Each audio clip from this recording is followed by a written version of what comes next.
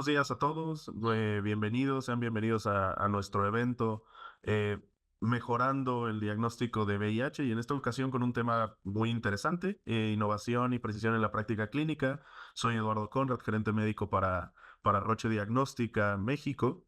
Y pues bueno, antes de iniciar quiero agradecer a los secretarios de salud, líderes de programa, autoridades estatales que nos han apoyado para la realización de este evento. Agradecemos sinceramente su presencia y compromiso para la salud en la comunidad. Y bueno, esperamos que esta jornada sea fructífera, enriquecedora y que nos ayude sobre todo a impulsar acciones que mejoren la calidad de vida de nuestros ciudadanos, de nuestros pacientes. De antemano, muchas gracias por su dedicación y su colaboración. Y en esta ocasión tenemos un panel de muy alto nivel. Tenemos dos doctores que realmente nos van a enriquecer con su presencia y sus ponencias, el doctor Pedro Can y el doctor Alberto Carena. Entonces, pues bueno, agradecerles nuevamente, bienvenidos y sin más, comenzamos. Es un honor presentar a el Dr. Pedro Can, médico argentino especializado en infectología y un líder en la lucha contra el VIH-Sida. Es director científico de Fundación Huésped desde 1989 y fue presidente de la Sociedad Internacional de SIDA, IAS. También es profesor titular en la Universidad de Buenos Aires y ha asesorado a organizaciones como la OPS, OMS y ONU-SIDA. Su trabajo ha sido fundamental en conferencias y grupos de trabajo internacionales sobre VIH-Sida. Gracias por acompañarnos. Buenas tardes, para mí, buenos días para ustedes.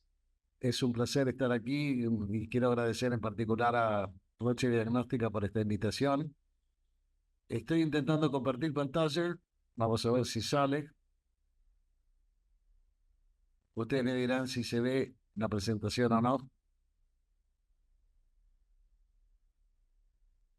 ¿Se ve la presentación? Listo, doctor. Gracias. Entonces, de lo que vamos a hablar hoy es los desafíos en el diagnóstico del VIH en América Latina. Hagamos un poco de historia, y hace más de 40 años ya, 43, aparecieron los primeros 5 casos de la neumonía por Pneumocystis carini en hombres que tenían sexo con hombres en la Universidad de California en Los Ángeles. Era una situación rara porque la neumonía por pneumocystis era una patología que se veía extremadamente infrecuente y ahí habían aparecido 5 casos. Pero fíjense ustedes que apenas un mes después aparecen 26 casos adicionales y ya en diciembre 10 de 1981, el New England Journal of Medicine publica 3 papers en relación a esta patología, llamada inicialmente Gay-Related Immunodeficiency Syndrome, o sea, sin no ninguna deficiencia relacionada con la población gay, cosa que después veríamos que no era de ninguna manera exclusivo. Una patología que era uniformemente mortal. Fíjense ustedes este trabajo también del New England del año 87, si no me equivoco, en el cual tomaban la experiencia de más de 5.800 casos en la ciudad de Nueva York. La probabilidad de muerte un año era mayor del 50% y la probabilidad de muerte 5 años era del 85%. Era la época dura en la cual no teníamos tratamientos. Sin embargo, la expectativa de vida, esta es una lámina del año 2021 de la Organización Mundial de la Salud, observen ustedes cómo ha ido creciendo y de hecho en algunas cohortes la sobrevida de los pacientes es mayor que la de los pacientes o de las personas HIV negativas. Ustedes dirán, acá hay un error, no puede ser que ser HIV positivo sea una ventaja. Por supuesto que no lo es, pero tengan en cuenta que la mayoría de las personas que contraen el virus HIV son personas jóvenes que normalmente no van al médico, pero sí empiezan a ir al médico cuando se saben HIV positivas. Tienen, por lo tanto, un control de presión, un control de sus lípidos, de su glucemia, de su función renal, recomendaciones de no fumar, de no excederse con el alcohol, etcétera, lo cual termina conllevando una situación de sobrevida con diagnóstico temprano e inicio temprano de tratamiento muy similar a la de una persona de la misma edad HIV negativo. ¿Qué ha pasado con el impacto del VIH en América Latina? Ustedes pueden ver aquí en forma comparativa sobre una línea de base del año 2020, no sé si será el puntero, supongo que sí, línea de base del año 2010, perdón, comparado con lo que pasaba en el 2021. Y ustedes pueden ver que en el Caribe ha caído un 28% el número de nuevas infecciones, que en la región de las Américas cayó un 3,6% y que mundialmente cayó un tercio. Sin embargo, en América Latina es la única región del mundo donde aumentó el número de nuevas infecciones. Eso quiere decir que algo estamos haciendo mal en la región porque estamos teniendo más infecciones de las que teníamos antes cuando en todo el mundo hay un descenso. Afortunadamente, eso mismo no se repite en relación a la mortalidad. Ustedes pueden ver aquí que en América Latina la mortalidad cayó un 27,6%, aunque a nivel mundial cayó un 51%, sobre todo motivado por, digamos, la influencia del Caribe y de África. Acá lo ven de una manera gráfica, es el cambio porcentual de nuevas infecciones a nivel mundial, 32% de caída. En el Caribe, una caída del 28%, sin embargo en América Latina un aumento del 5%. Y acá tienen las curvas de mortalidad, tanto a nivel mundial, América Latina y el Caribe, y como vemos hay una tendencia a una reducción de la mortalidad muy, muy franca. Ahora, hay metas que están planteadas para el año 2030, ya el 2020 pasó, en el medio estuvo la pandemia que complicó un proceso que ya de movida venía retrasado. Y ustedes ven aquí estas líneas, ¿no? Entonces, por un lado, tenemos la realidad de lo que pasaba hasta el año 2022, en este punto aquí en la línea azul. Tenemos, digamos, lo que debería ocurrir para el año 2025 y año 2030. Fíjense cómo debería caer. Y esto que está punteado aquí en rojo es lo que ocurriría si seguimos haciendo lo mismo que hasta ahora. Estaríamos muy lejos de las metas de llegar a lo que se llama el control del SIDA o fin del SIDA para el año 2030. La mortalidad, como pueden ver, ha venido bajando de una manera bastante adecuada, aunque la meta para el 2030, evidentemente, estamos todavía bastante lejos. Una cosa muy importante es el diagnóstico tardío, y esto nos lleva al tema del diagnóstico, que es el objetivo de la reunión de hoy. Básicamente, alrededor de un tercio de los casos a lo largo de los años son diagnosticados tardíamente. ¿Qué es un diagnóstico tardío? Un diagnóstico cuando la persona ya está enferma, ya tiene una enfermedad definida de SIDA o estadio del CDC, digamos, que marca esta situación, o bien tiene menos de 200 CD4. Y esto evidentemente indica un fracaso del sistema en atraer a las personas como para poder ser testeadas adecuadamente en tiempo y forma. Esto por supuesto conlleva a una peor evolución, a un mayor periodo por el cual la persona que vive con VIH no lo sabe y está transmitiendo a terceros involuntariamente y termina redundando en mayores costos para el sistema de salud. Porque atender una criptococosis meningia es más caro que prevenirla, claramente.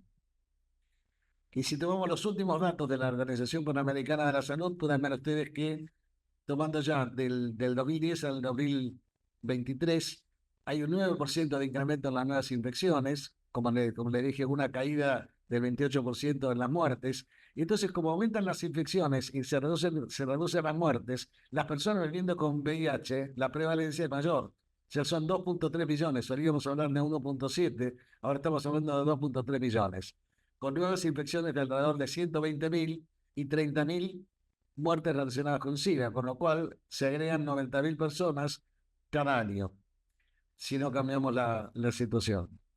En relación a los objetivos del 90-90-90, voy a volver sobre esto. Ustedes recordarán el objetivo de tener el 90% de las personas que viven con el virus sabiendo su diagnóstico, el 90% de estas a su vez están en tratamiento y el 90% de las que están en tratamiento que tengan su presión viral menos de 50 copias. Sin embargo, los números nos dan 89, no tan lejos, 73% de las personas que viven con HIV están en tratamiento, lo cual indica que no estamos iniciando en tiempo y forma, y a su vez el 67% de estos son los que están virológicamente suprimidos. Cuando ustedes hacen las matemáticas, 89, 73, 67, le da alrededor de un 48% de la población que vive con HIV que tiene supresión virológica. Eso es muy importante. Y en el último renglón, el problema de la financiación de la respuesta para el HIV, donde evidentemente hay una brecha del 21% con relación al objetivo de juntar fondos para el año 2025, sobre todo para ayudar a aquellos países de alta prevalencia y bajo estatus socioeconómico que no pueden hacer frente por sí solos a la epidemia. La meta para el 2030, 95, 95, 95. Cada uno de estos 95 indica el uso de prevención combinada, arriba de todo, voy en el sentido de las agujas del reloj, 95% de las personas conociendo su estado serológico, 95% de las diagnosticadas reciben tratamiento antiviral, 95% de las que reciben tratamiento antiviral están con supresión virológica, 95% de cobertura para la eliminación de la transmisión vertical, es decir, la transmisión materno-fetal, y 95% de las mujeres acceden a servicios de VIH y de salud sexual y reproductiva. A esto se le agregan otros objetivos, donde en celeste tenemos menos del 10% de las personas tienen, digamos, de los países, perdón, tienen leyes y prácticas contra el VIH, ya volveremos sobre esto. Menos del 10% están en una situación, digamos, de sufrimiento de estigma y discriminación, y menos del 10% sufren violencia y discriminación de género. Mientras que como contracara, se aspira que el 90% de las personas viviendo con el virus y también las personas en riesgo de contraerlo tengan acceso a servicios integrales específicos y centralizados en la persona, ¿no? Como les decía, las estadísticas de América Latina nos hablan de las oportunidades perdidas, con su cascada diagnóstica que les mencioné antes, donde los números realmente nos indican que estamos muy atrás de lo que tenemos que hacer. Hasta ahora, lo que venimos haciendo, yo suelo utilizar la metáfora de que estamos cazando en el zoológico o pescando en la pecera, es decir, llegando a aquellas personas que están más cerca del sistema de salud. Esas son las personas que están diagnosticadas, que están en tratamiento, pero tenemos mucha gente que está fuera del alcance del sistema de salud, que no vienen al sistema de salud. Y si nosotros no salimos a buscarlos con campañas de testeo, promoviendo estrategias que nos permitan acercarnos hacia la gente que no viene al sistema, vamos a seguir teniendo malos números. Por supuesto que tenemos una situación diferente de acuerdo a las poblaciones claves.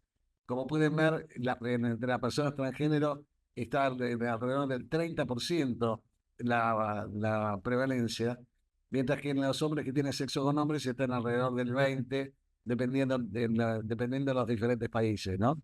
Y luego tenemos en otros grupos. Es importante saber que una cosa es que tengamos una prevalencia alta en ciertas poblaciones.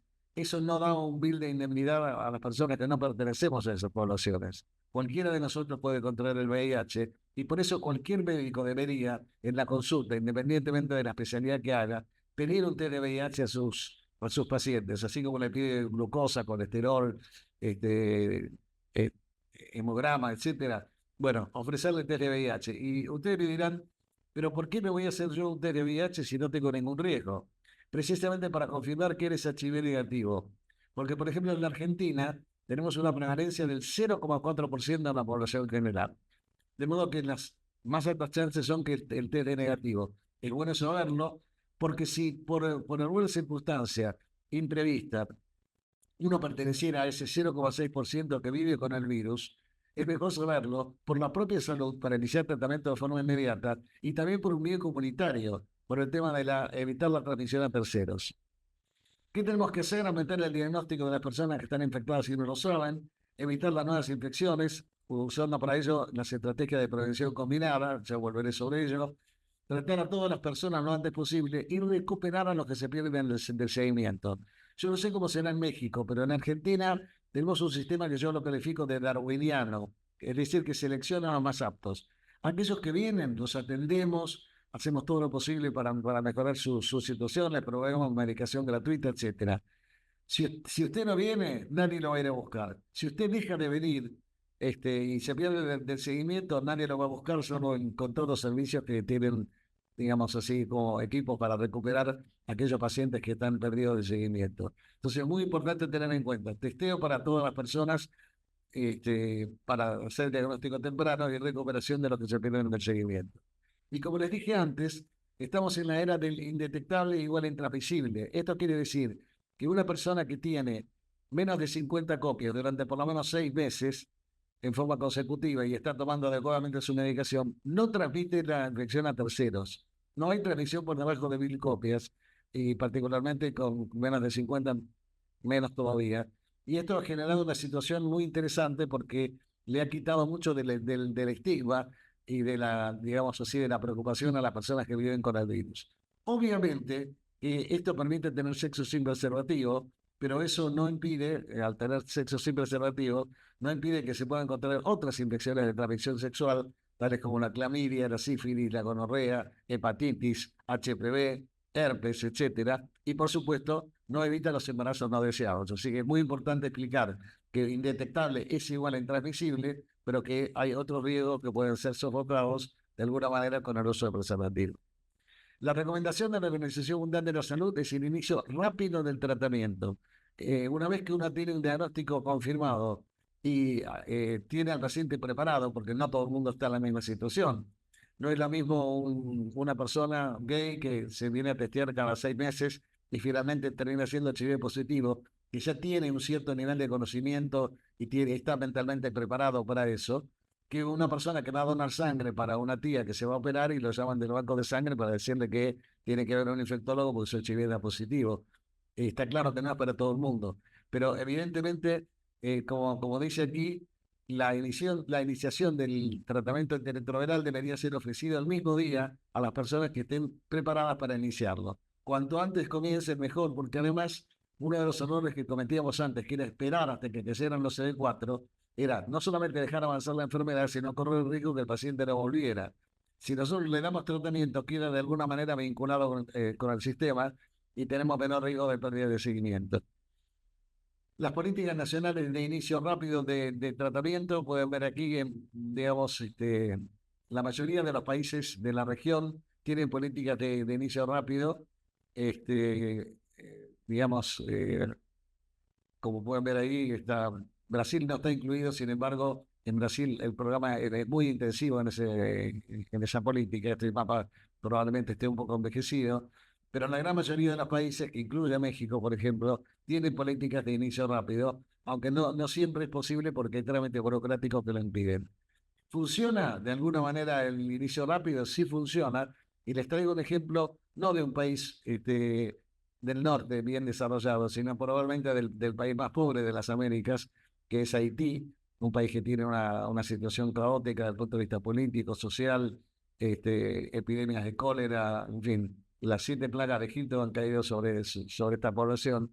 Y ustedes pueden ver que cuando se compara el grupo estándar en azul con el grupo de tratamiento inmediato, obviamente inician más pacientes, quedan más pacientes retenidos en el sistema y quedan más pacientes con carga viral indetectable y además se reduce la mortalidad a la mitad, 6% contra 3% en los que efectivamente tienen tratamiento inmediato. Ahora, un concepto fundamental desde el punto de vista del diagnóstico es entender lo que en inglés llaman el status neutral, ¿no? El estatus neutral. Es decir, un sitio único a donde una persona que va a hacerse una prueba de VIH tiene 2 posibilidades. Le da negativo, le hacemos consejería, evaluamos el riesgo, eventualmente si corresponde por la conducta proveer PrEP, le proveemos PrEP, y trabajamos en la idea del testeo periódico para repetir la prueba todas las veces que sea necesario. Tenemos una prueba rápida positiva, hacemos una confirmación diagnóstica, ahora vuelvo sobre esto, buscamos una vinculación a la atención y su retención para llegar al objetivo de la supresión viral, pero todo en un solo lugar. No que en un lugar se hace PrEP y en otro lugar se hace tratamiento, sino que el mismo servicio debería ofrecer ambas opciones a los pacientes. Y como pueden ver aquí, hay, digamos, 2 valijas, ¿no es cierto? De alguna manera, dos maletas, en las cuales hay todo un menú de situaciones que se pueden utilizar para la prevención. El testeo, la PrEP, la PEP, es decir, la profilaxis post-exposición, el uso del tratamiento como prevención en las personas que están infectadas. Se está trabajando en microvicidas, todavía no tenemos un nivel de desarrollo adecuado para esto. Los intercambios de jeringas para las personas que son usuarias de drogas por vía intravenosas, el tratamiento rápido de las infecciones de transmisión sexual, la circuncisión en las áreas de alta prevalencia como en África ha dado resultados, y bueno, luego distintas actitudes de prevención, educación, etcétera, incluyendo por supuesto, y aunque esté al final, no por eso menos importante, el uso de los condones.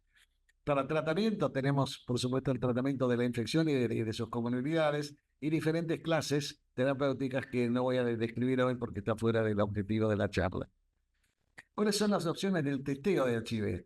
¿Podemos testear en hospitales? Sí, por supuesto, pero también mucho mejor es el centro de salud o hacer campañas sanitarias de acceso a la comunidad, testeos comunitarios en organizaciones de la sociedad civil y el tema del autotesteo.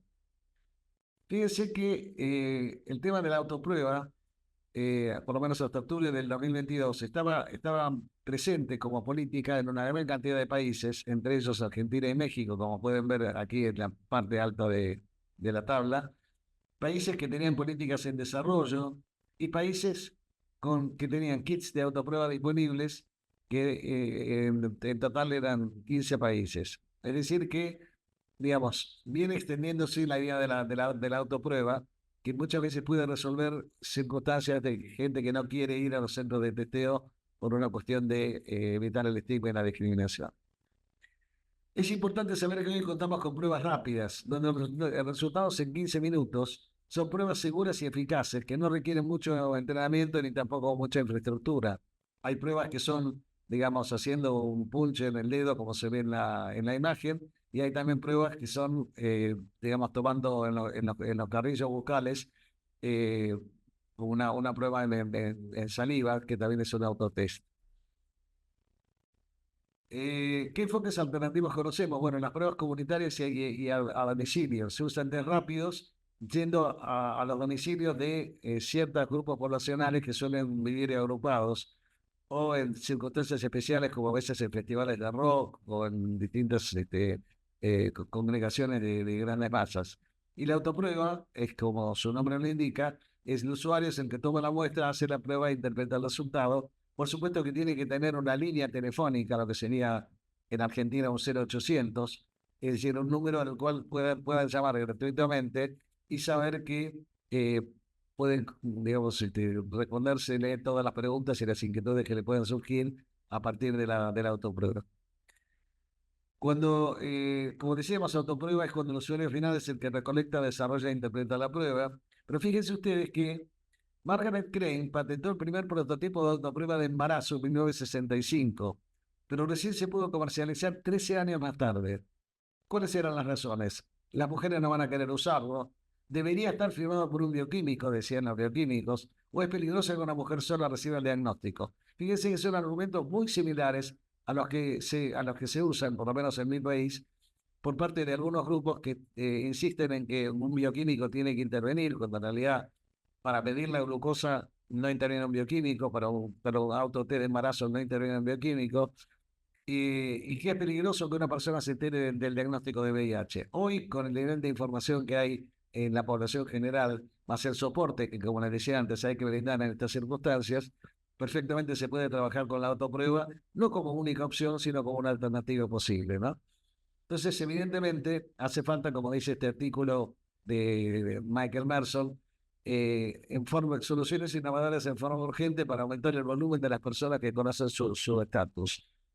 Y como dice en la parte baja de la diapositiva, en salud pública las decisiones sobre la autoprueba de VIH se deben hacer con algún margen de falta de certeza. Sin embargo, la decisión de no avanzar por miedo a esta falta de certeza crea riesgos peores, cargas y consecuencias no deseadas aún más graves que la que podría generar la autoprueba. ¿Cuáles son las recomendaciones que damos para la autoprueba? Debería ofrecerse como un enfoque adicional en los servicios de testeo. No dice que esta sea la única forma, pero sí que tiene que estar integrada en el menú. Yo les cuento, por ejemplo, en relación al testeo domiciliario, una experiencia que hicimos en Fundación Huésped. Las mujeres trans suelen vivir agrupadas, por lo menos aquí en la ciudad de Buenos Aires, en algunos hoteles que las reciben. Bueno, lo que hicimos fue hacer un testeo domiciliario en 260 mujeres transgénero. Como pueden ver, encontramos una prevalencia del 20%, 2 casos eran infecciones agudas de acuerdo a la carga viral, 25 se retestearon y 3 se convirtieron en 9 meses. Y esto simplemente fue una iniciativa de un grupo de médicos, bioquímicos y trabajadoras sociales al lugar donde vivían las chicas trans y ofrecerles el testeo. Ahí, en este caso en particular, las que nunca se habían hecho el testeo o habían tenido sífilis previa, tenían el riesgo mayor de tener un resultado positivo. Cuando miramos qué nos dice la OPS sobre la implementación de las políticas en VIH en el año 2024, ustedes pueden ver que por ejemplo, profilaxis pre-exposición, salvo en unos pocos países, está adoptada, con niveles digamos, de concreción muy, muy dispersos, muy distintos. En todo el mundo, la cantidad de gente en PrEP es mucho menor que la que debería haber. También en nuestra región pasa lo mismo, pero por lo menos como políticas son en 3 países, como pueden ver, Venezuela, Nicaragua y Bolivia. Todo el resto han adoptado la política. El autotesteo está adoptado en algunas, en otras no está adoptado, y en otras está planeado para el 2024 o el 2026. Y finalmente la notificación, digamos, buscando el caso índice, está adoptada, pero por ejemplo en mi país la notificación a la pareja es solo con el acuerdo de la persona que haya sido testeada, nunca, si no sería una violación de la confidencialidad. Fíjense ustedes lo que ha sido el impacto de las diferentes medidas en relación a la aparición de nuevas infecciones en el mundo. En el 2004 se impone el testeo de rutina a todas las personas. Se agrega el testeo de carga viral en los casos que está indicado. Empezamos con tratamiento en el momento del diagnóstico en el año 2010 y en el año 2013 se agrega la PrEP. Y observen cómo fue bajando la curva a partir de estas 2 medidas, ¿no? Tratamiento rápido, digamos, lo más cerca posible del diagnóstico y el uso de PrEP para las personas que están en situación de riesgo. Y hay múltiples evidencias que la PrEP reduce el diagnóstico, no solamente en términos de los estudios clínicos que se han hecho en su momento, como el Hypergay o el PROUD, sino efectivamente en lo que sería la aplicación en la vida real. Fíjense que los diagnósticos de HIV cayeron en Inglaterra al nivel más bajo desde el año 2000, lo mismo en Estados Unidos, etcétera. Así que evidentemente en las ciudades con más uso de PrEP hay mayor caída. ¿A quién ofrecer PrEP? Por supuesto, a una persona HIV negativa que pertenezca a una comunidad con riesgo sustancial de VIH, que no tenga contraindicación médica y que esté interesado en recibirlo. Evidentemente, ¿cuáles son los conceptos habituales de riesgo sustancial? Pareja positiva sin tratamiento, uso inconsistente del condón, ITS, digamos, detectada recientemente o en los últimos 6 meses, o uso frecuente de la profilaxis post-exposición. Como contraindicación, por supuesto, ser una persona HIV positiva, porque la PrEP sería un tratamiento antiviral incompleto, síntomas de infección aguda. Si vamos a usar tenofovir, que tenga un clínico de creatinina menor de 60, recuerden que puede afectar la función renal, aunque ahora tenemos otras opciones. No les voy a describir esta diapositiva con detalles, simplemente para decirles que si vamos a hacer a una persona, la vamos a poner en PrEP, lo primero que hacemos es un test ambulatorio, puede ser un test rápido, que si es reactivo, inmediatamente lo pasamos a la fila de confirmación y tratamiento y no va a iniciar PrEP. Si es negativo, lo que se hace es repetir un segundo test antes de iniciar la PrEP y luego, evidentemente, de acuerdo a los resultados, se confirma con carga viral o no. ¿Qué pasa con una persona que está en PrEP y que cada 3 meses debe ser testeada? Si tiene el test de cuarta generación de anticuerpos y antígenos positivos y carga viral detectable, es HIV positivo, no hay ninguna duda. Si ambos son negativos, es HIV negativo, no hay ninguna duda. Si tenemos resultados discordantes, por ejemplo, un test de cuarta generación de ELISA que sea positivo y carga viral indetectable o viceversa, bueno, hay que mandar nueva muestra para tratar de establecer claramente si se trata de una persona que está viviendo con VIH o si en realidad no lo ha contraído hasta ese momento. Y una cosa muy importante es, digamos, lo que se llama el síndrome Levy, ¿no es cierto? Esto pasa con una droga llamada cabotegravir. El cabotegravir es un inhibidor de la integrasa de acción prolongada que se da una inyección cada 2 meses para PrEP. Entonces, ¿qué pasa? Tiene vida media muy larga, tiene una cola de como 9 meses, es decir, si uno suprime el cabotegravir, sigue teniendo cabotegravir en sangre durante un periodo muy prolongado, que puede llegar a ser hasta 9 meses, en concentraciones que son insuficientes para impedir la replicación viral, pero que están presentes y entonces puede generar resistencia. La otra cosa que es importante tener en cuenta es que los test de antígeno anticuerpo de cuarta generación en un paciente que está en PrEP con cabotegravir va a tener frecuentemente test negativos a pesar de que efectivamente esté infectado. Y aún la carga viral va a ser baja porque como hay algo de droga antiviral que está circulando por el organismo, podemos llegar a tener una carga viral de valores que son inconstantes. Ustedes saben que una carga viral menor de 3000 hay que verla en el contexto de la clínica del paciente, de los otros análisis que tenga para darle realmente valor. Y esto es precisamente lo que ocurre. Y como ven aquí, digamos, el testeo puede oscilar revertiendo de positivo a negativo repetidamente y viceversa. ¿Cómo hacemos? ¿De dónde sale esta información? Sale del estudio HPTN 083 que comparó cabotegravir contra tenofovir FTC y que demostró que el cabotegravir era superior en la prevención del VIH, contra el VIH, comparado contra efectivamente tenofovir FTC. ¿Por qué? Porque el tenofovir FTC hay que tomarlo y el cabotegravir se inyecta cada 2 meses y ya queda en el organismo. Y evidentemente hay una diferencia que hay que tener en cuenta entre lo que es el síndrome de Levy, ¿no es cierto? Long Acting Early Viral Division, lo que es la infección aguda por VIH. La duración del síndrome de Levy es de meses, mientras que la infección aguda por VIH, que tiene clínica, cosa que no tiene el síndrome de Levy, clínica que todos conocemos de lo que es el síndrome de primera infección, dura una o 2 semanas. Estos pacientes que están con el síndrome de Levy, que están infectados, pero no terminan de revelar las pruebas de esa situación, tienen poca chance de contagiar porque tienen carga viral baja. En cambio, en la infección aguda hay carga viral muy importante. Y ahí puede haber resistencia, como le dije antes, precisamente por ser un tratamiento que se va transformando de alguna manera insuficiente por la caída progresiva que tiene de la concentración si el tratamiento se suspende. Y recientemente en el Congreso de Múnich, en el Congreso Mundial de SIDA, que acaba de terminar en el mes de julio, se presentó un seguimiento del estudio HPTN 083, en el cual, como pueden ver, en 27.000 visitas en 2.600 participantes, a los cuales se les hizo testeo de RNA en cada visita en el laboratorio local, 29 de esos 27.000 adquirieron la infección por VIH durante el seguimiento. En 5 de 29, la infección fue identificada primero por un test de RNA positivo, es decir, una carga viral. Y fíjense que la mediana de la carga viral era inferior a 1.600 copias. Sin embargo, eran personas que estaban infectadas.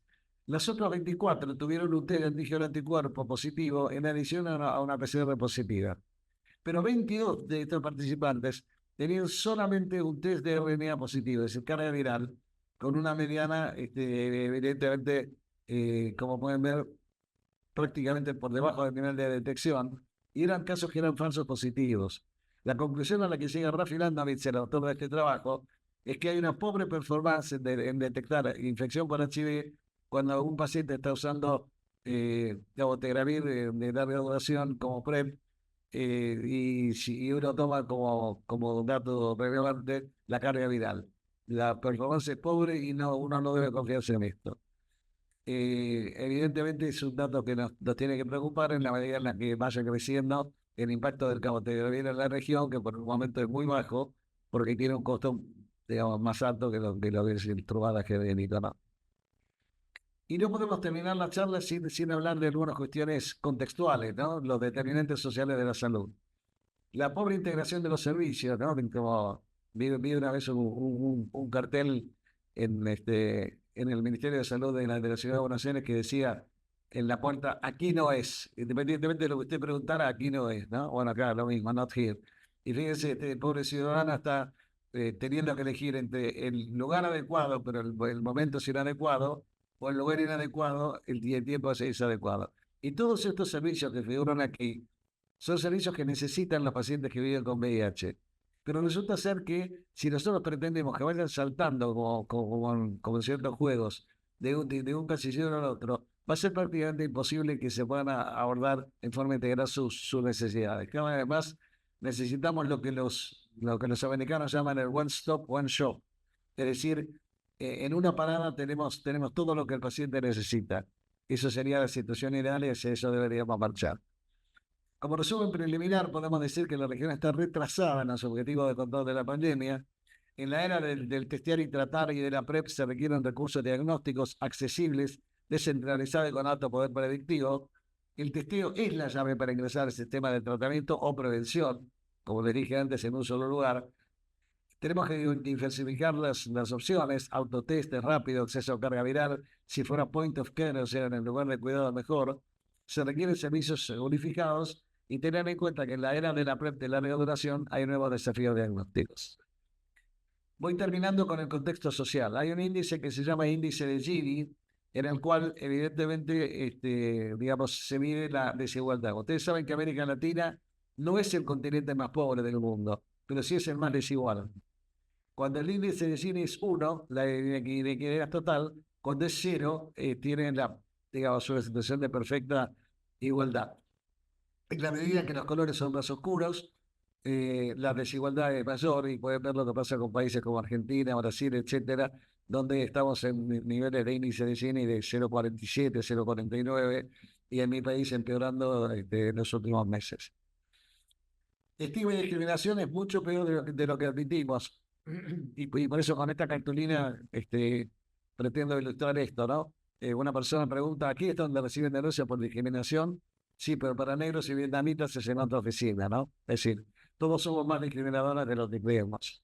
Y como les decía antes, 5 países de América criminalizan relaciones sexuales entre personas del mismo sexo, penándolas con la cárcel. 10 países consideran el trabajo sexual un acto criminal y las mujeres transgénero son todavía víctimas de crímenes de odio, lo que se llama la transfobia, en muchos países de América Latina, incluyendo el mío. Y hay un clima, evidentemente, de homofobia en muchos países del mundo. Hay países de África que condenan a muerte a las personas que son identificadas como teniendo relaciones sexuales con personas del mismo sexo. Y fíjense este editorial del New York Times que dice que para la población gay, lo peor está todavía por venir, nuevamente. Con respecto a lo que hablábamos antes de la desigualdad, no es una elaboración en el aire. Estos son datos del Banco Mundial que nos dice que en la medida en que aumenta el PBI per cápita, cae la prevalencia urbana de HIV. Es decir, en la medida en la que mejora, digamos, la situación económica. Y por otro lado, en la medida en que la distribución del ingreso es más desigual, hay más casos de prevalencia de HIV. O sea que evidentemente, si no modificamos la situación de acceso a una vida digna de la población, va a ser muy difícil controlar la epidemia. Un párrafo particular para la población de migrantes, que es un tema muy importante en América Latina. Hay centenares de miles de personas, o tal vez millones, que han migrado, algunos voluntariamente, otros empujados por la crisis económica de sus países. Aquí ponen como ejemplo Grecia y Uganda, pero nosotros podríamos hablar de situaciones como la de Venezuela, por ejemplo, sin ir más lejos, y muchos inmigrantes que se mudan a países donde suponen que van a tener una mejor situación, como nos pasa a nosotros en Argentina con, digamos, personas que vienen de Paraguay y de Bolivia para buscar trabajo, ¿no? El tratamiento antirretroviral salvavidas, creo que de esto no hay ninguna duda, lo pueden ver aquí. Esto es la caída de la mortalidad en el sentido contrario de lo que es el número de personas que acceden al tratamiento. Más personas acceden al tratamiento, menos personas se mueren. Y esta foto que ustedes ven aquí es una foto de la vida real de un paciente que es internado recibiendo tratamiento para HIV y tuberculosis. Y fíjense ustedes que unos meses más tarde, entre marzo y septiembre es el cambio, este es el mismo paciente con su hijita en brazos, ¿no? Es decir, evidentemente, la posibilidad de acceder al tratamiento antirretroviral es la diferencia entre la vida y la muerte. Por eso en el año 2002 escribimos un editorial en la revista The Lancet, junto con un grupo de colegas de diferentes países, hablando que la apatía global hacia el VIH-Sida es un crimen contra la humanidad. En conclusión, como decimos, la región está avanzando demasiado lentamente en testeo y tratamiento. El HIV produce una infección prevenible, pero cada año se infectan entre 90.000 y 100.000 personas y mueren unos 30.000 en la región. Los sistemas son pasivos y darwinianos, como yo les decía, seleccionando a los más aptos, a los que pueden venir al hospital. El desafío es descentralizar el testeo y el cuidado, hacer inicio rápido de tratamiento, expandir el acceso a PrEP, recordar que las poblaciones vulnerables llevan la peor parte y que, como decía Jonathan Mann, el creador del programa de SIDA de la OMS, la epidemia tiene 2 fuerzas motrices. Uno, el virus VIH. La otra, el estigma y la discriminación. La desigualdad social es el marco que la retroalimenta y la experiencia de la pandemia de COVID-19 nos confirma la evidencia. Los que la pasaron peor eran los que estaban peor también socialmente. Necesitamos sin duda entonces un nuevo contrato social y sanitario para garantizar el derecho a la salud para todos, como se propone de alguna manera los objetivos del milenio que ha planteado en su momento la Organización de las Naciones Unidas. Y ustedes dirán que es utópico. Hay una frase que se le atribuye a Eduardo Galeano, que en realidad no le pertenece a él, pero que él se encargó de popularizar, que dice que la utopía está en el horizonte. Camino 2 pasos y el horizonte se aleja 10 pasos más allá. Entonces, ¿para qué sirve la utopía? Sirve para eso, sirve para caminar. Los invito a que caminemos juntos. Muchas gracias por la atención. Es un honor presentar al doctor Alberto Carena, médico especializado en medicina interna y enfermedades infecciosas. Formado en la Universidad de Duke, Estados Unidos, donde fue fellow. Ha trabajado en Roche Diagnóstica, inicialmente como líder médico para enfermedades infecciosas en América Latina y desde 2023 como Medical y Access Manager para toda la región. Su dedicación a la investigación y la innovación ha sido clave para el avance médico y el acceso a tratamientos de calidad, convirtiéndolo en un líder destacado en salud pública. Gracias por acompañarnos. Bueno, muchas gracias, Eduardo, y todo el equipo de Roche México por la invitación y muy buenas tardes, bueno, mediodía, tardes a todos los que estén escuchando. Es un placer estar acá. Vamos a cambiar un poquito el foco de la charla. Vamos a hablar un poquito de una solución que va a traer Roche Diagnóstica, que ya está disponible en México para, de alguna forma, mejorar y hacer más certero el diagnóstico de VIH. Por lo tanto, voy a compartir la pantalla. Bueno, vamos a hablar entonces de una nueva opción diagnóstica que va a traer Roche en el mercado, que ya está disponible en México, que se llama HIV-Duo. ¿Y cuál es la evidencia que sustenta su uso y por qué es tan importante utilizar algunas de estas pruebas diagnósticas con un poco más de certeza diagnóstica que lo que hay en el mercado? Agradezco entonces, obviamente, la presentación. Estos son mis conflictos de interés. Como dijo recién, yo soy médico, especialista en enfermedades infecciosas y tengo el rol no comercial de líder médico de acceso y políticas públicas para Roche Diagnóstica Latinoamérica. Entonces, sí, vamos a hablar un poquito de lo que es Roche. Roche es una empresa que tiene una amplia historia de colaborar con la medicina y con el ámbito científico para innovar y para mejorar el diagnóstico. Más o menos 1.5 millones de test diagnósticos de Roche en enfermedades infecciosas se hacen por día y ha ido aumentando ostensiblemente a medida que han pasado los años de inversión en investigación y desarrollo, más de un 21% a lo largo de los años. Y además hemos colaborado con comunidades científicas tanto para lo que es estimular la producción científica y la evidencia, más de 345 papers independientes y más de 180.000 pacientes incluidos, por ejemplo, en estudios esponsoriados para COVID-19 y algunas otras.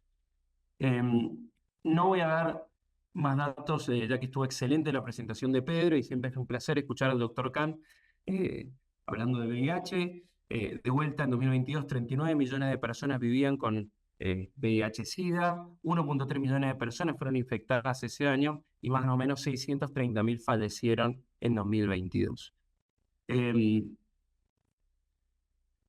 ¿Por qué es importante el diagnóstico temprano para iniciar la terapia? Eso es muy importante. Está demostrado que el inicio temprano y la terapia temprana produce una rápida supresión viral. Eso disminuye el tamaño de los reservorios de VIH, aumenta la chance de supresión viral al año del diagnóstico y protege contra, obviamente, los eventos asociados a SIDA y no asociados a SIDA. ¿Qué es lo que dice la guía? Se va muy de la mano de lo que dice Pedro. Voy a nombrar solamente la guía del CDC de Estados Unidos, que básicamente dice que cualquier persona que vaya a la consulta médica entre 3 y 34 años debería tener como parte de su diagnóstico de rutina al menos una prueba de VIH. Y aquellos que tengan factores de riesgo asociados, por lo menos una vez al año como mínimo. Esta es como la guía más amplia. Algunas otras, como la OMS o algunas sociedades europeas, ponen algunos requisitos intermedios, pero en general lo importante es que cada vez que los pacientes van al médico es una oportunidad para testear para VIH e incluso para otras enfermedades como hepatitis virales, donde hay un subdiagnóstico y es una limitante importante para poder disminuir la transmisión e incluso erradicar algunas de estas enfermedades como la hepatitis C. Vamos a hablar un poquito entonces más en aspectos técnicos de cómo son los estadios de la infección por VIH para poder así presentarles el HIV. Entonces, como conocemos, múltiples infecciones virales se comportan de la misma manera. Hay una fase aguda, después una fase sintomática y una fase sintomática. En la fase aguda tenemos un periodo de eclipse, es un periodo entre que uno se infecta y se produce la detección del primer marcador en sangre. En este caso es el RNA viral. Posteriormente tengo la posibilidad de detección del antígeno P24 y después, como otras infecciones virales, la detección de IgM y posteriormente de IgG. Después pasa una fase asintomática si no reciben tratamiento los pacientes, donde hay una IgG que es detectable, por lo cual se termina haciendo el diagnóstico junto con el antígeno P24 y hay oscilaciones de la carga viral hasta que se produce en la parte final una fase sintomática donde hay un aumento de la carga viral y finalmente un descenso progresivo de los linfocitos CD4 con las manifestaciones del síndrome de inmunodeficiencia adquirida. Entonces podríamos decir que tenemos fases o ventanas en las cuales uno puede ir detectando marcadores a medida que pasa el tiempo en la infección inicial. Claramente lo primero que uno puede detectar son los ácidos nucleicos, después el antígeno P24, y después vienen todos los ensayos que combinan detección de anticuerpos con antígenos. Inicialmente, los primeros test inmunológicos que detectaban anticuerpos tenían una ventana, es decir, un periodo entre la infección y la detección muy amplia, y esto se ha ido achicando a lo largo del tiempo, y actualmente tenemos test diagnósticos que combinan antígenos con anticuerpos muy buenos para la detección. La mayoría de estos test lo que tienen de particularidad es que detectan antígenos y anticuerpos y no sabemos si se detectó el antígeno y el anticuerpo. ¿Y por qué esto es importante? Porque en la infección por VIH aguda, en este periodo, muchas veces los anticuerpos son negativos y la forma de hacer el diagnóstico es sobre todo con la carga viral o con el antígeno P24 positivo. Entonces lo que vamos a presentar ahora es este producto, es el Elexys HIV Duo. Este es un inmunoensayo que permite una detección cualitativa in vitro, tanto del antígeno P24 para el VIH-1 y de los anticuerpos, y también para el VIH-2, tanto en suero y en plasma. Y la particularidad de este producto, que es el producto de última generación de Roche, es que ambos sus resultados, tanto antígeno como anticuerpos, pueden ser presentados de forma separada. Es decir, que yo puedo saber por confirmación si lo que dio positivo fue el antígeno, lo que dio positivo fue el anticuerpo, ambos o ninguno. Y esto tiene algunas ventajas tanto desde el punto de vista de la performance diagnóstica, que no lo vamos a ver, como también para la detección de la infección aguda. Es decir, que este test tarda 18 minutos, es un test muy bueno y muy rápido, que da un resultado positivo o negativo sin una zona gris, donde tengo un resultado separado para el antígeno P24, un resultado separado para el test de anticuerpo y después un resultado combinado y uno puede saber si lo que dio positivo fue el antígeno, el anticuerpo o los dos. Entonces, supongamos, en el caso de que yo tenga que hacer diagnóstico de una infección aguda, esto permite, al saber que el antígeno P24 fue positivo, evitar un paso, por ejemplo, una segunda confirmación inmunológica hasta hacer la PCR, para hacer un diagnóstico más rápido de la infección aguda por VIH. Vamos a hablar entonces un poquito del formato. El test, los test de Roche en esta plataforma Elexys, todos tienen el mismo formato. Es un test de imenomiliscencia que en 9 minutos permite detectar por un lado el antígeno y por otro lado el anticuerpo. El antígeno se une a anticuerpos biotinilados y estos anticuerpos biotinilados con este complejo inmunanticuerpo que están rutenilados, eso produce una emisión de luz y eso es detectado por el instrumento. Y lo mismo se produce del lado del anticuerpo, donde el complejo antígeno-anticuerpo es rutenilado y esto se produce una medición de luz y todo este proceso tarda 18 minutos. Entonces vamos a hablar un poquito de cómo se evaluó esta prueba y qué evidencia tenemos para el uso. El primer estudio, el más importante, fue un estudio multicéntrico publicado en 2019, hecho por Muhlbacher, que incluyó, como vemos ahí, 6 centros, principalmente en Alemania, España, Tailandia, Austria, y también parte de muestras que llevaban al laboratorio de Roche, tanto en Penzberg como en Hamburgo, en Alemania. Esto incluyó paneles de seroconversión estándares por la Organización Mundial de la Salud, muestras de seroconversión temprana que son disponibles comercialmente para probar estos tests que permiten detectar infección aguda, más de 1.400 pruebas de varios países, más de 13.000 muestras de dadores de sangre, muestras diagnósticas de rutina e incluso muestras de algunas poblaciones donde los test suelen desempeñarse un poquito peor, ya sea porque dan falsos positivos o falsos negativos, como son, por ejemplo, los pacientes embarazadas, los pacientes en diálisis y algunas muestras claramente habían dado reacciones cruzadas en otras pruebas. Más de 17.000 muestras fueron las testeadas y observamos entonces una sensibilidad global de esta prueba en todas estas muestras del 100%. Es decir, la sensibilidad sería el número de muestras reactivas sobre el número total de verdaderos positivos. Y esto fue probado en todos estos paneles de seroconversión, en distintos subtipos, que ahora lo vamos a ver, de VIH-1 como VIH-2, distintos antígenos y distintos lisados. Si vamos acá entonces la sensibilidad en relación al índice de punto de corte, y esto es el punto de corte recomendado por la Organización Mundial de la Salud, esto se mide en unidades internacionales por mililitros. La Organización Mundial de la Salud dice que para que un test pueda ser dado en el mercado tiene que tener un punto de corte de 2, bueno, el HIV-2 tiene un punto de corte de 0,27. Y esto está comparado con la tecnología previa de Roche, que era el HIV Combi, y vemos que es un punto de corte 4 veces menor y mucho mejor. Y acá está comparado con otras marcas comerciales, donde se ve que el HIV-2 es el que lo detecta con una menor concentración. En este mismo estudio también se utilizaron comparación con otros inmunizados, por ejemplo, el test de Roche comparado con algunas otras casas comerciales, donde observamos una detección temprana, por lo general, en más o menos un 20% de los pacientes testeados versus los testeados con otros paneles con el test de Roche. Y lo otro que observamos acá también es la comparación directa de paneles de seroconversión, tanto como los que mostró la competencia en el día después de la PCR positiva, tanto también como comparación cabeza a cabeza. Es decir, 6 días en promedio desde que la PCR fue positiva para el test de Roche en comparación con los otros, y cuando testeamos el mismo panel con todas las mismas pruebas, observamos resultados similares. Acá tenemos un poco la tabla donde muestra la sensibilidad con los distintos subtipos. Recordamos que el HIV tiene distintos tipos y subtipos. Estos subtipos tienen una distribución geográfica particular y se ven en distintas poblaciones. Por lo tanto, siempre cuando estos temas en el mercado tienen que probar que sean buenos para detectar estos distintos subtipos, ya que lo observamos, subtipo A, B, O, P, por ejemplo, así como también subtipos testeados no solamente en pruebas positivas de antígenos, sino también en tejido, que es lo que observamos acá y que persiste con esa sensibilidad del 100%.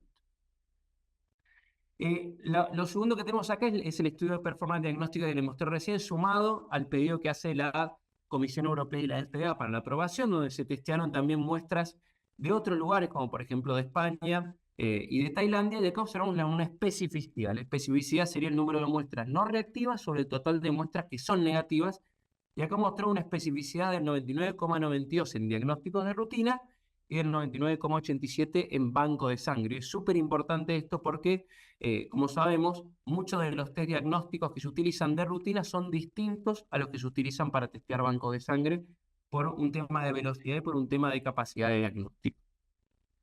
Acá observamos un poquito entonces la especificidad en distintas poblaciones, en banco de sangre, en muestra diagnóstica, en test de rutina, en embarazadas y en pacientes en diálisis. Acá lo que observamos es un poco el intervalo que tiene el intervalo de confianza. Acá son más amplios porque el número de muestras es menor, pero en general la especificidad se mantiene muy alta, por ejemplo, en pacientes embarazadas o en diálisis, que son pacientes que frecuentemente pueden dar resultados o falsos positivos o falsos negativos al test del VIH. Y acá observamos lo mismo, la especificidad comparada con otras marcas comerciales.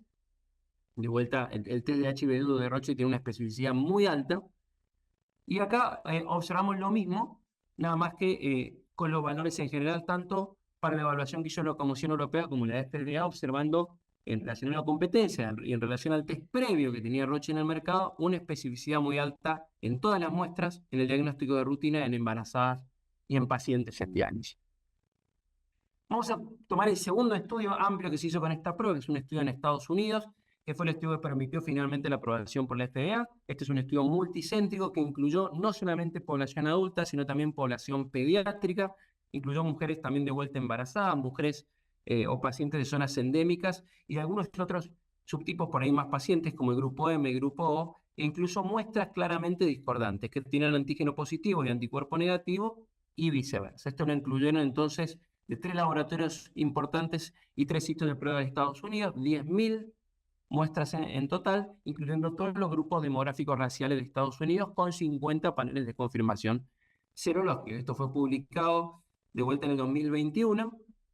Y lo que observamos acá, por ejemplo, en 7 paneles de seroconversión, donde se testearon con tanto el test de Roche como el test de la competencia, observamos que el test de Roche pudo detectar de manera igual o más temprana, por lo menos en 7 paneles de seroconversión donde fueron testeados en las distintas marcas comerciales. Y acá observamos de vuelta la misma tabla, 100% de sensibilidad en los distintos subtipos, en los distintos tipos de pacientes, con distintas combinaciones, distintos paneles de seroconversión. Y lo mismo que observamos acá en especificidad, no solamente en pacientes adultos, sino en pacientes pediátricos y en pacientes que eran embarazadas, que ya eran conocidas que eran VIH negativas, el test detectó a todas como VIH negativas. Acá tenemos un resumen de vuelta de estos dos estudios, comparando las distintas comerciales, y agregó dos estudios más hechos por fuera de Roche que se hicieron en China. Y eso voy a remarcar un poco el último estudio. 185.000 pacientes fueron testeados, un número muy grande, y observamos acá la especificidad del test, 99,94, con un intervalo de confianza muy pequeñito que demuestra la buena performance diagnóstica que tiene este test para confirmar o descartar la infección por VIH. Esto es lo mismo, nada más que comparando un poco la especificidad solamente en pacientes con diagnóstico de rutina, el test de Roche, y acá tenemos lo mismo en banco de sangre, que es el otro tipo de población que frecuentemente se utiliza para testear estos tests. Como conclusión, entonces, rápida, este es un test del HIV que tiene una alta sensibilidad y una alta especificidad, que se hace de forma rápida, que permite detectar por forma separada y tener el resultado de forma separada, tanto del antígeno como el anticuerpo, que se puede utilizar en plasma o en sangre con un volumen pequeño, que está totalmente automatizada su detección y que permite mejorar y modernizar un poco el diagnóstico de VIH y acercarnos un poquito más a tener más certeza diagnóstica a la hora del diagnóstico.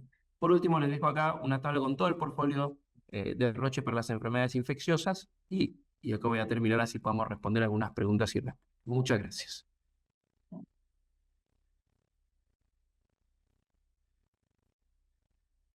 Muchísimas gracias, doctor Khan, doctor Carena. La verdad, muchísimas gracias. Muy, muy interesante ambas ponencias. Y efectivamente, vamos a pasar un poco a preguntas y respuestas. Ya tenemos algunas aquí en el panel. Igual, digo, a los asistentes, si desean escribir alguna otra pregunta, estamos totalmente abiertos ahí para poder ver el chat. La primera es una pregunta que creo, me parece que respondió el doctor Khan, pero es igual de importante para ambos tratar de reforzarla. Nos preguntan qué sugerirían desde su experiencia que deberían hacer los médicos, en este caso en México, para impulsar el diagnóstico y si además del médico, ¿a quién recomendarían o qué profesionales de la salud recomendarían que se involucraran en esta parte del diagnóstico temprano? Alberto, ¿querés contestar vos? Quien guste.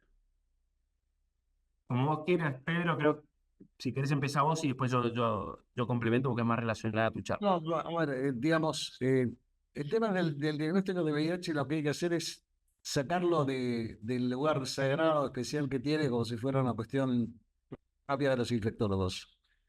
Lo que nosotros estamos tratando de impulsar es que todos los médicos, independientemente de la especialidad que tengan, cuando piden un análisis de sangre, incluyan el testeo de VIH por las razones que hemos dicho, explicándole al paciente que solo para confirmar su condición de negativo, porque en México tiene una prevalencia similar a la de Argentina, de modo que la gran mayoría van a ser negativos, pero bueno que lo sepan, porque si son positivos, vuelvo a repetir, es mejor para su salud y es mejor para la salud pública.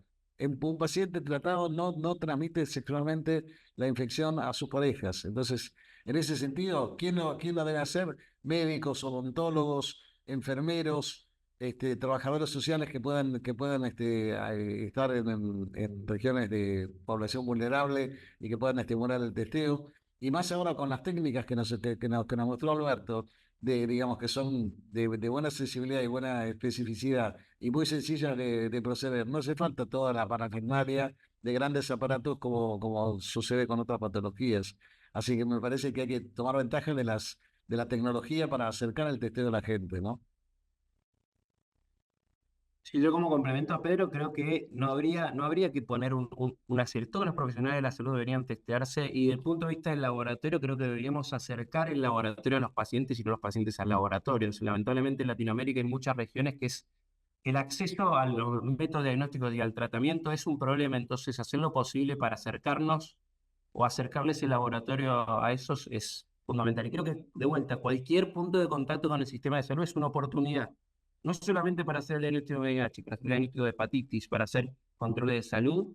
Creo que esas oportunidades no debemos perderlas. Como dijo Pedro, un paciente diagnosticado es un paciente potencialmente tratado y un paciente que eventualmente va a dejar de transmitir. Así que eso. Excelente, muchas gracias. Hay otra pregunta que creo que va ciertamente relacionada, pero bueno, creo que es más hacia el tema epidemiológico. Nos preguntan si se ha observado la afectación, o me refiero o quiero suponer afectación epidemiológica, acerca de los pacientes que no han acudido a un seguimiento y que no los buscan. Me imagino estos pacientes que pues bueno, justamente ya no tienen un seguimiento y que después ya no se les hace tampoco un seguimiento, no se busca proactivamente esto. ¿Esto ha repercutido en el aumento de casos, en alguna otra situación? Ahí, doctor Khan, si gusta. Sí, a ver, es un tema simplemente de entender la historia natural de la enfermedad. Si el paciente deja de venir, deja de retirar medicación. Si deja de retirar medicación, no la toma. Si no la toma, aumenta la carga viral. Si aumenta la carga viral, destruye el sistema inmunológico y tarde o temprano ese paciente vuelve al sistema de salud, pero vuelve en ambulancia. Vuelve con su toxoplasmosis cerebral, con su neumonía por neumocitis, con su linfoma, etcétera. De modo que sí, efectivamente tiene un peso no solo biológico, sino también social y económico sobre el sistema, ¿no? Excelente. Nos preguntan también acerca de si, por ejemplo, si ustedes recomendarían, hay un paciente que esté hospitalizado con datos clínicos de SIDA, ¿qué tan recomendable sería en ese paciente iniciar un tratamiento antirretroviral? Ahí hay que hacer dos excepciones. Una es la criptococosis meningia, en la cual se recomienda esperar por lo menos 5 semanas antes de iniciar el tratamiento por el riesgo del iris, que es el síndrome de reconstitución inflamatoria. Y la otra situación es la tuberculosis, a donde en los pacientes que tienen menos de 50 CD4 conviene empezar digamos, a partir del día 15, es decir, dar 2 semanas de tratamiento tuberculostático, mantenerlo, por supuesto, y comenzar lo antes posible. El paciente que tiene más de 200 CD4 se puede demorar un poquito más, pero la cuestión es que cuanto antes empecemos mejor para el paciente, porque se va a defender mejor de la tuberculosis también. Fuera de eso, un paciente con neumocitis, con linfoma, con toxoplasmosis, lo que sea, podemos iniciar junto con la medicación específica el mismo día.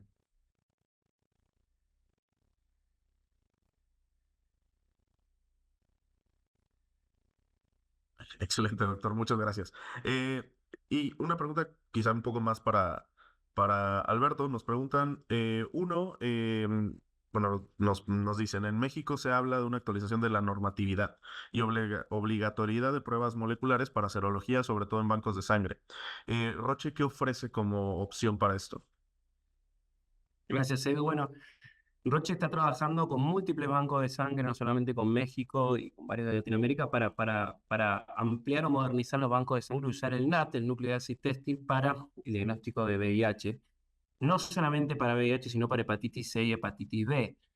Lo que sucede en bancos de sangre es que las pruebas serológicas, tanto antígeno anticuerpos para VIH que tenemos, son buenas, son muy buenas, pero para las hepatitis virales no son tan buenas. Y el periodo de ventana, por ejemplo, de una hepatitis C con la serología positiva versus el NAT son 60 días de diferencia. Entonces, por eso es que múltiples organismos internacionales y múltiples bancos de sangre están evaluando la modernización de los bancos para empezar a usar NAT. Y eso conlleva muchísimo. Roche está trabajando de vuelta con múltiples bancos de sangre para dos cuestiones. Roche tiene una tecnología específica para esto, tratando de empezar un estudio muy grande para evaluar lo que se llama disminución del riesgo residual de transfusión. ¿Qué es esto? Es cuántos pacientes podríamos prevenir que se transfundan si utilizamos NAT versus una prueba serológica. Y esto requiere muchísimo. Como ustedes saben, los equipos donde se hacen pruebas serológicas son mucho más sencillos y más pequeñitos y mucho más amplios su distribución que los equipos moleculares. La verdad que el COVID tuvo un impacto muy grande en múltiples sistemas de salud, pero si algún impacto positivo tuvo fue que acercó las tecnologías moleculares a múltiples laboratorios que antes no lo tenían. Entonces hay que aprovechar un poco ese momentum para poder hacerlo.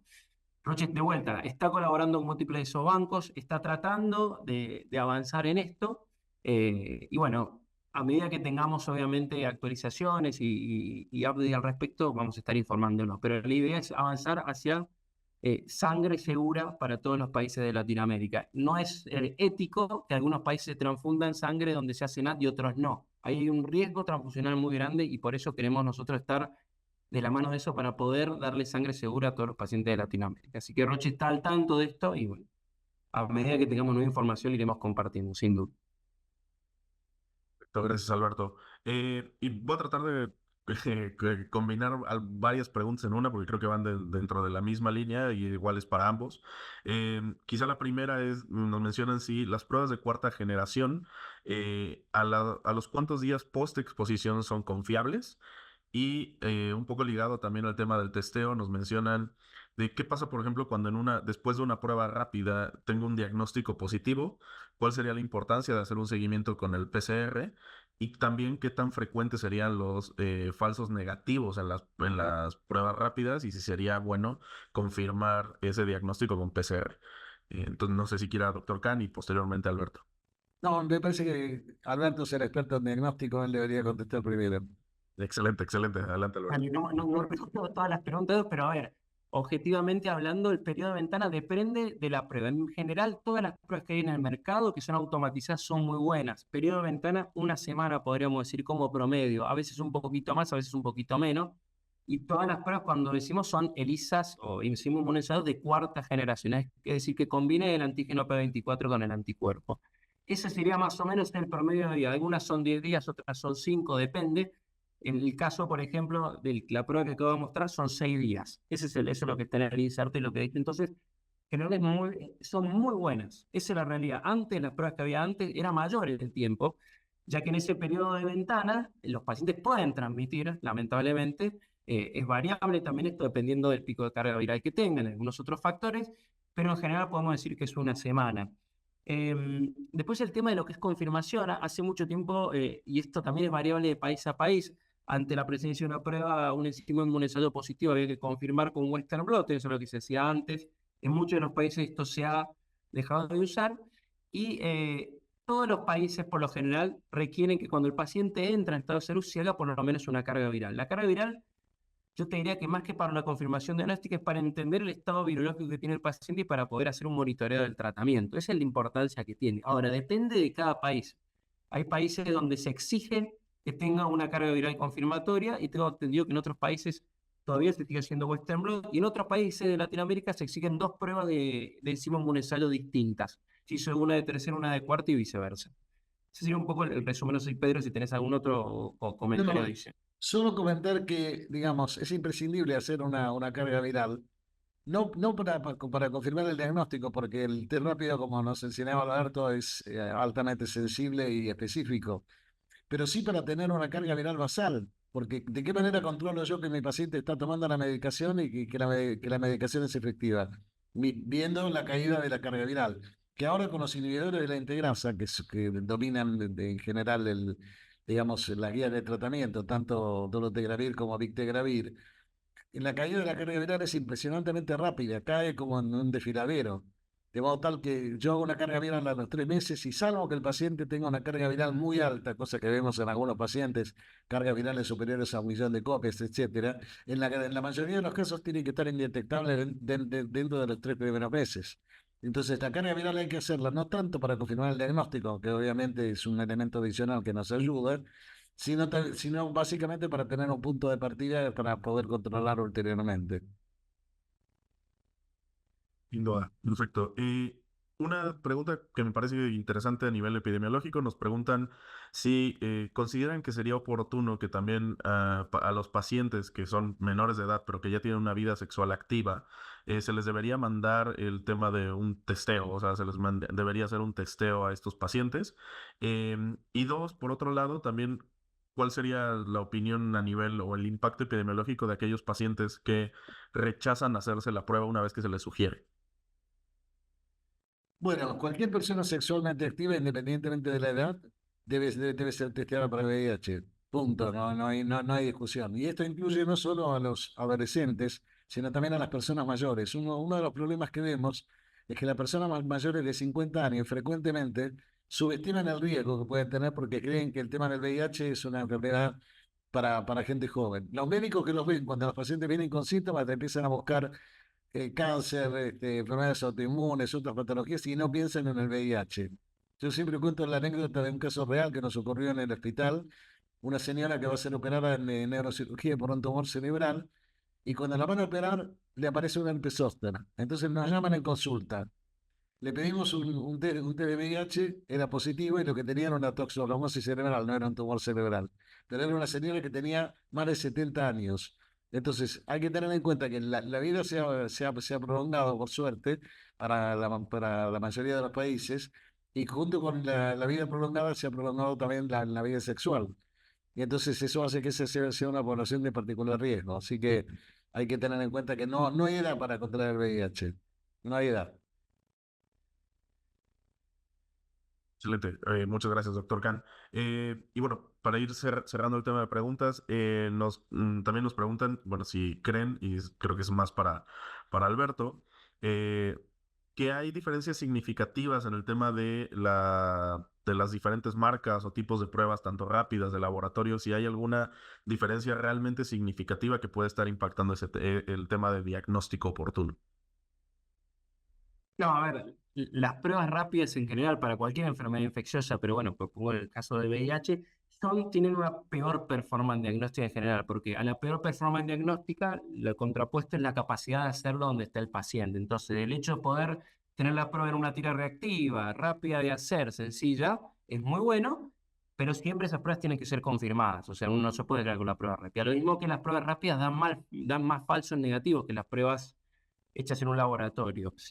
Ese sería un poco lo más importante. Después, siendo totalmente honesto, todas las pruebas son buenas. Las pruebas automatizadas, aprobadas por la Comisión Europea, que están en la guía de la OMS o por la FDA, son todas muy buenas. Hay diferencias eh, pequeñas, pero diferencias que existen, y esas diferencias se van a notar a medida que el testeo se masifique. Mientras más pacientes masifique, ese pequeño porcentaje de diferencia, sensibilidad y especificidad puede tener implicancias en algunos pacientes. Pero en general, si las pruebas son automatizadas eh, y hechas por proveedores que están aprobados de vuelta por los organismos regulatorios importantes, son pruebas de confianza. Eso por lo general es así. Perfecto. Y preguntan también, y creo que esta puede ser para ambos, si hay alguna comorbilidad específica en la cual no recomendarían hacer un testeo. O sea, me imagino que alguna comorbilidad relacionada obviamente al tema de VIH, pero en alguna no recomendarían hacer el testeo o lo recomendarían hacer de todas formas. Y yo conozco, no hay ninguna situación médica que contraindique un testeo. Es pinchar un dedo o hacer una prueba oral o sacar sangre si se va a hacer una ELISA tradicional. No conozco ninguna situación, no sé Alberto, pero no se me ocurre No, ninguna. totalmente. Contraindicaciones no hay. Lo que sí puede haber es circunstancias donde estas pruebas tengan menor performance diagnóstica por las características del paciente, como mostró recién, a veces la está embarazada, dan falsos positivos, los pacientes con ciertas patologías autoinmunitarias, pero no quiere decir que se contraindique, sino uno tiene que interpretar el resultado de otra forma. O sea que a todas las personas habría que testear, no hay ninguna contraindicación. Y quizá una de las últimas, un poco más específica, nos mencionan, ¿qué sucede si tengo un paciente con un resultado no reactivo para VIH? Posteriormente sale reactivo, si lo debo mandar con un tratamiento de PrEP. Si es reactivo y está confirmado, tiene por lo menos dos pruebas positivas y además ahí, como decía Alberto, importa mucho el contexto. Es una persona que cuenta que tiene exposición de riesgo, tiene síntomas, tiene una candidiasis oral, tiene, bueno, evidentemente ya una persona así que tiene antecedentes de riesgo y tiene algún síntoma clínico, me viene con un test de ELISA positivo, para mí es suficiente para iniciar tratamiento, tomándole una muestra para carga viral, por lo que decíamos antes de poder controlar. Si viene un test de ELISA positivo aislado en una persona que dice no tener riesgo y no tiene nada clínico, bueno, hay que profundizar un poquito más y ir ahí al diagnóstico por vía de un segundo test rápido, como mínimo, y la posible la carga viral por las razones que ya hemos dicho, ¿no? Y quizá nos mencionan también si el tratamiento con PrEP tiene algún riesgo o aumenta el riesgo de padecer algún otro padecimiento. Bueno, la PrEP depende de qué es lo que usamos. Si usamos tenofovir y fumarato, la forma clásica del tenofovir, que se da junto con FTC o con 3TC en nuestros países, el tenofovir puede tener, digamos, dos tipos de efectos adversos, básicamente. Uno, daño renal a nivel tubular, y el otro puede agravar la osteoporosis y producir problemas óseos. En el uso prolongado a lo largo del tiempo. El TAF, tenofovir alafenamida, es una sal del tenofovir que tiene una concentración menor y que, digamos, es menos proclive a producir ese tipo de daños. Este, pero de todas maneras, el TAF es una forma benigna del tenofovir. Y hoy por hoy sabemos que el cabotegravir, la droga inyectable que yo le mencionaba, un inhibidor de la integrasa, es mucho más benigno. Lo que sucede es que tiene una complejidad importante en términos de citar a los pacientes cada 2 meses para inyectarlos. No hay hasta el momento una formulación de autoinyección. Y tiene digamos, el otro elemento que como toda droga nueva es mucho más caro que las drogas genéricas digamos, que se están usando como el tenofovir común o el TAF, ¿no? Claro, excelente, doctor. Y bueno, tengo una última pregunta, quizá para ambos, y ya aprovechamos para hacer un cierre.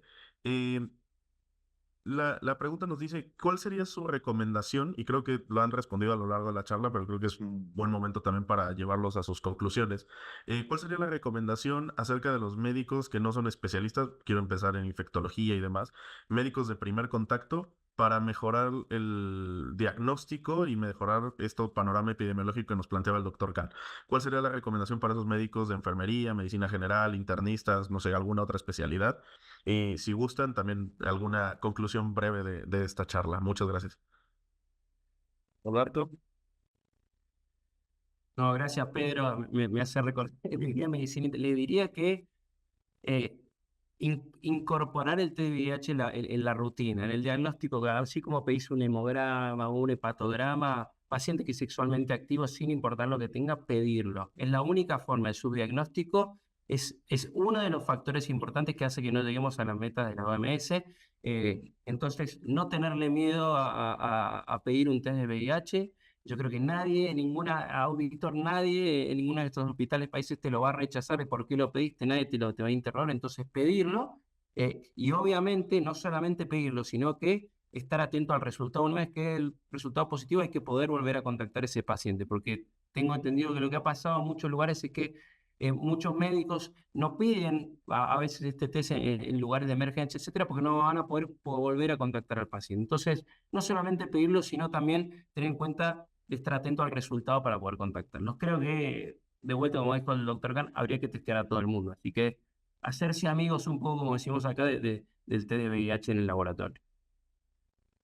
Sí, yo tengo muy poco para agregar. Creo que Alberto ha hecho un resumen, digamos, de la situación en relación al testeo generalizado. Por supuesto, el testeo siempre con el consentimiento del paciente, con el acuerdo de él, conservando la confidencialidad, confirmando en los casos en los que resulte positivo y no haya un contexto epidemiológico que nos haga sospechar que pueda ser de HIV positivo, pero normalizar el testeo, sacarlo digamos, de la burbuja infectológica. No hace falta ir al hospital de derivación.